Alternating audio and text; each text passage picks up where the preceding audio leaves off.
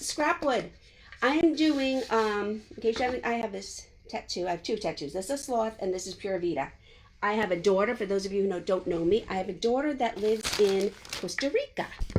Making a sign for her. I'm actually making two signs, one for her and one for my other daughter, because we're start with, I have this blank wood. This is, I think it's 8 inches. It's a 1x. And it's about 9.5 inches long. So I'm going to get out a little bit of dark brown and light brown. And I'm going to use the baby white method to stain my wood. Now often I will use Minwax water-based stain. I like to use this baby white method, because there's a variety of colors, because you just do it with paint. And I also like to use this method because it dries so quick. You can just hop right on and start painting. So I am putting out a mixture of cafe latte and real brown, and I have them on this palette, okay? So I'm going to start with my baby white. So I'm going to pick up both of these colors at the same time, right on here. That's it. I'm just scooping them up with my baby white, and I'm going to start rubbing it into the wood. Now the wood will pick it up differently as well, depending on the knots and the grain of the wood. I try not to overblend my colors. I may go back with a little bit of dark, just to add some dark to there. But this gives it a nice light coat of stain. You don't want to use too much water because it's wood. You don't want the wood to soak in the water. And I'm even going to do my edges. Just the front edges. I'm not going to worry about the back. And cut edges of wood, you guys, will suck up a lot of stain and paint. So if yours is doing that, that's totally natural. Now I'm going to grab this 2-inch chip brush, and I've put some dark brown, some cafe latte, and some white on it. I pounce it off before I go to my surface. And I'm just going to dry brush on, just to give it a little bit more of a rustic background, a little bit more character. Very, very light touch.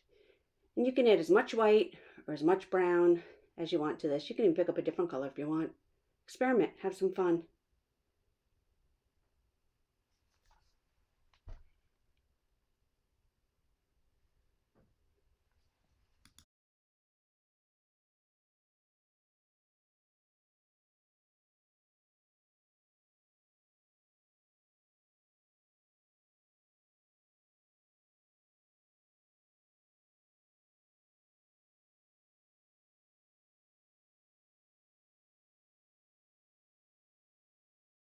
Here I take the brush and I just wipe it on the very edge.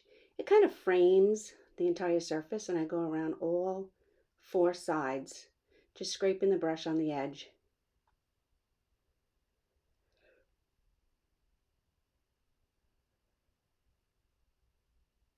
Now I'm going to grab my hibiscus stencil from Essential Stencil. Use promo code stencil spot for 10% off. And I'm just using this, I could hand paint a hibiscus, but I'm just using this for placement and size. Sometimes it's just so easy to grab a stencil, lay it down, and then you're going to have your flower, your pumpkin, your apple, whatever it is, exactly where you want it and the exact size you want it. I'm not doing full coverage because we're going to paint right over it. Then I photocopied something I had with a hummingbird on it, and I'm going to use this with my graphite paper. I'm going to slide it under the photocopy, what I printed out, if I manage to get it under here. And then I'm just going to trace the hummingbird on. Again, you can draw your elements, you can draw your hummingbird. I don't really draw, I'm more of a painter. But I like the shape of this hummingbird, and I like the size of it. It fits really well right here on my sign. So I'm going to use it, and I'm going to use some graphite paper underneath, and I'm just going to trace the outside of this hummingbird onto my wood surface.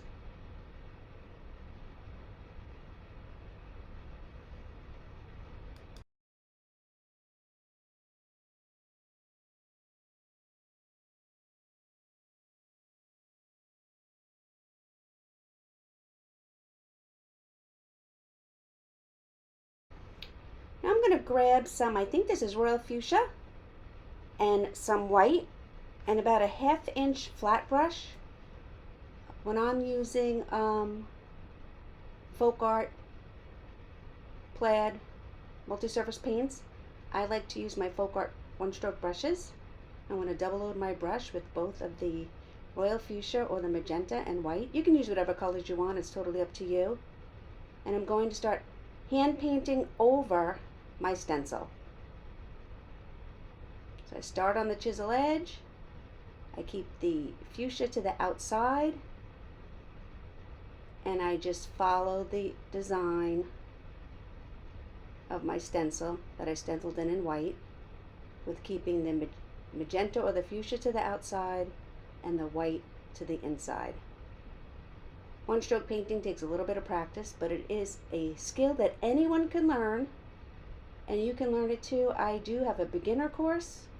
It is on my website, Beginner One Stroke Painting, where you learn how to do 3 different flower strokes and 3 different leaf strokes with the Donna Dewberry one stroke technique. See how simple it is? After you stencil on your design, you just go in and paint right over it. You don't have to worry about size or placement or anything. Just add your paint.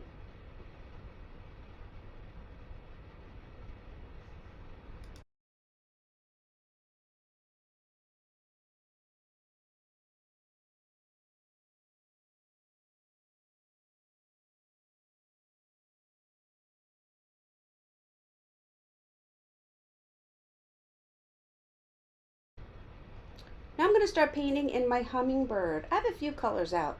I think this is Bahama Blue, Lime Green, and then an Ultramarine. And of course I have some white in there. And again, pick whatever colors you have on hand, whatever colors you'd like to do. And the first thing I'm going to do is paint in the body of our Hummingbird. As you can see, I'm working on 2 signs. I go back and forth. Sometimes I edit the one out, but if it's real quick like this, I leave them both in. So I'm just painting in the body of the Hummingbird. I'm going to clean my brush. And then I'm going to go into the light blue. I'm going to start putting in the wings. Like I base coat in the wings with a little bit of the light blue, but then I'll add the dark blue to my brush. You can watch and see.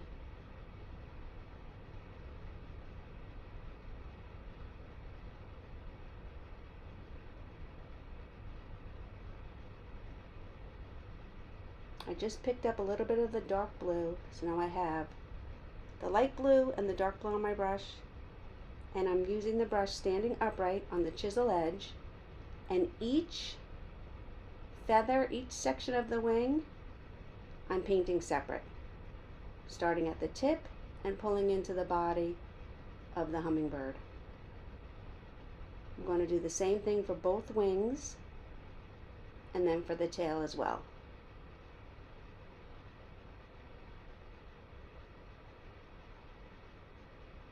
There, I just wanted to go back and add a little bit more shading, and now I'm going to flip them over and do the other side.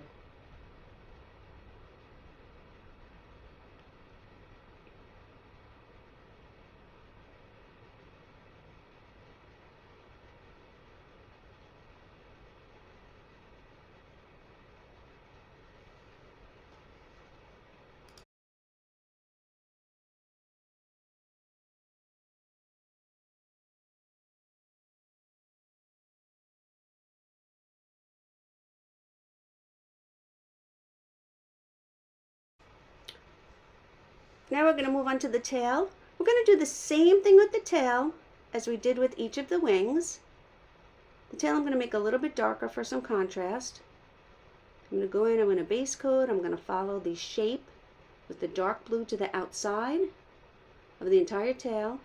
And then I'm going to pick up some of the dark blue and I'm going to add each feather separately from the tip to the body.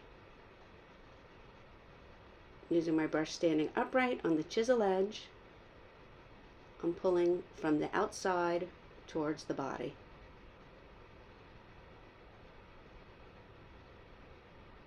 Now I'm going to paint the face back with the royal fuchsia or the magenta color that we had before. I'm using the same brush. If you need to switch to a smaller brush, go right ahead. Whatever works for you.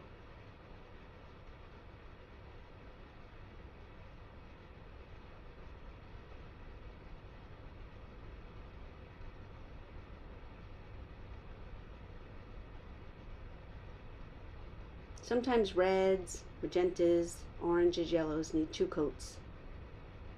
And it also depends on your surface.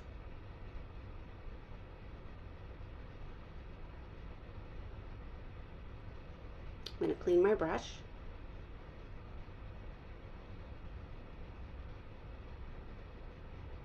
Now we're going to dip into a tiny bit of green and highlight the top of his head, swishing down into his body. We're going to have a few more details to add to him. Line up his belly a little bit, and we're going to add some line work at the end, and of course an eye.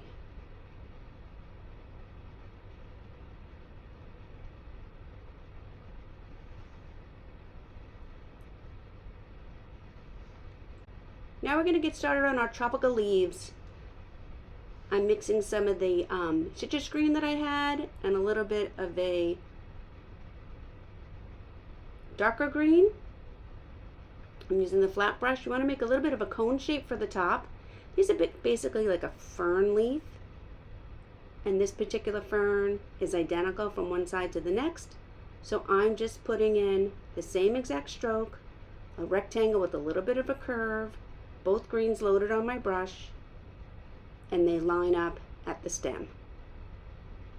Dark green to the top, light green to the bottom.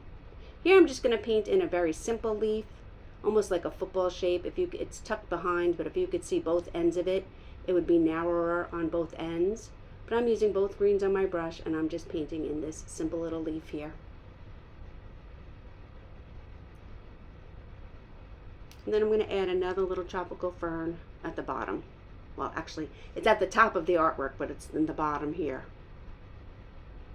Again, we're going to make a little cone-shaped triangle at the top, and then we're going to make matching strokes from left to right, making them a little bit longer as we work our way towards the stem and the bottom. It's okay to overlap your elements a little bit, so I'm going to go right over the leaf here and right over my flower here. It's important that your flower is dry, but at this point it should be.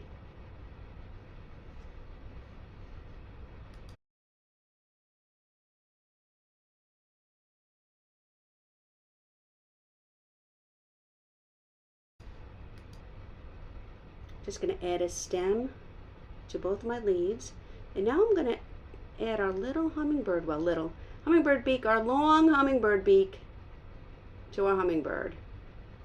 I'm going to add a little bit of the shadow under his chin, pull out the beak, and now I'm grabbing a little bit of white just to base coat in the background of where his eye is.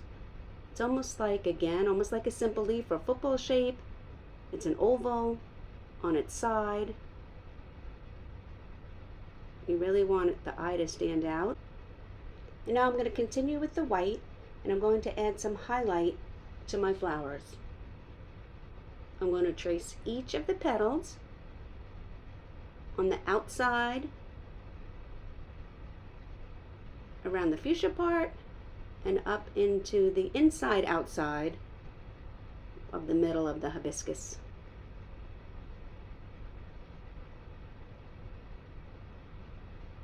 As you can see, I'm going around each petal individually, and I'm sharing the shape of the flower.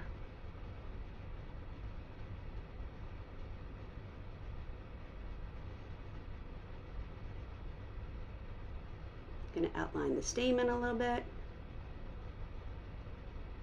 And then I want to add a little bit of highlight to each of the leaves on my fern. And I do that by adding a little white line to the side and down the bottom. You can add as much highlight as you want. I'm going to add a little highlight to this simple leaf that we have here, and then to the other side. If a liner brush is hard for you, wait for your painting to be completely dry and use a paint pen. like a Posca pen.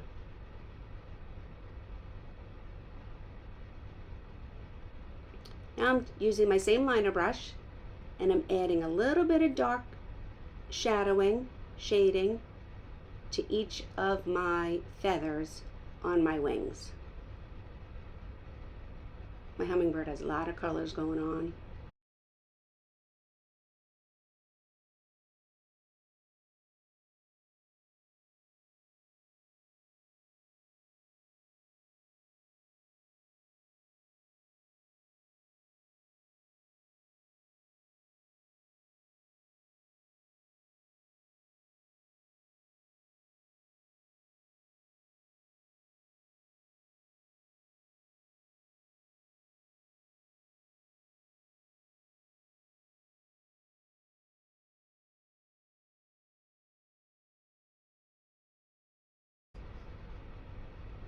Now I'm going to add some white highlights to the tail.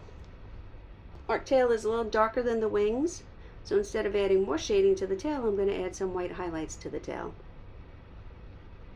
And I'm just using my liner brush to add a little bit of white to one side of each of the feathers on the tail.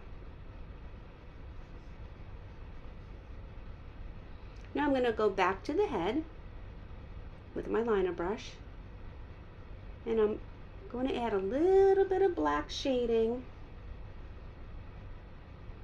to where his head meets his body, a little bit under the eye,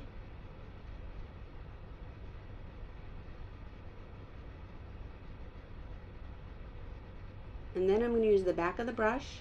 I'm going to stick it in the black paint, get a tiny black dot, and put it right in there for his eye. Pop!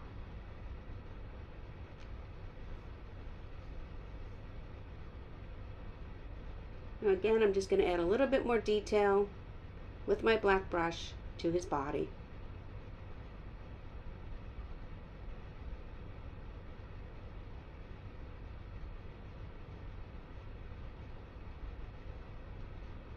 You want to get right under that eye. You want the eye to really stick out, and pick up a little dot of black again for the inside of his eye.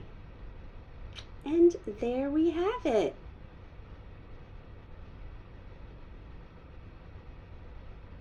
I'm going to add a little bit of shadow to the stamen.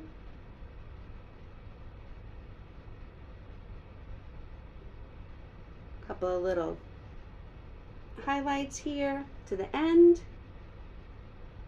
Both my flowers. Just give them a little detail. And we are done. I hope you enjoyed this hummingbird tutorial. I am Teresa from Teresa's Spot for Art. Don't forget to hit that red subscribe button and come back for more.